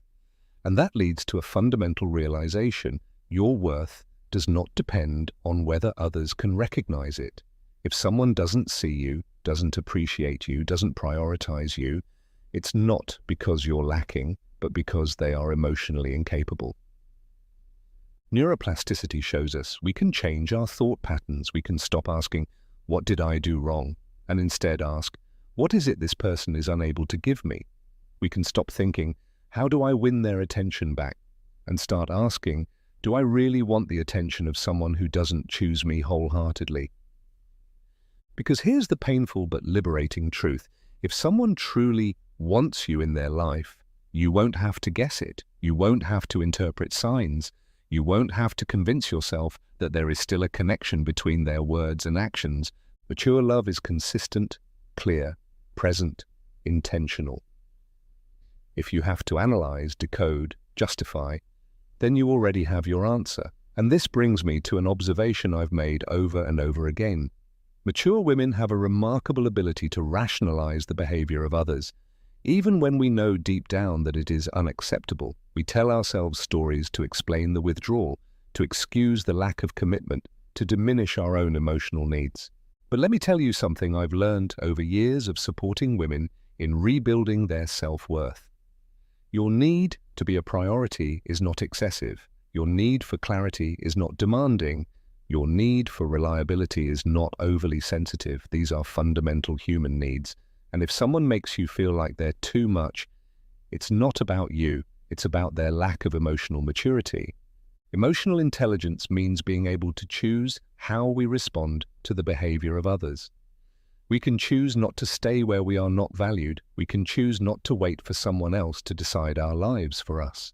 And here comes a realization that can change everything. Walking away is not giving up. It is self-protection.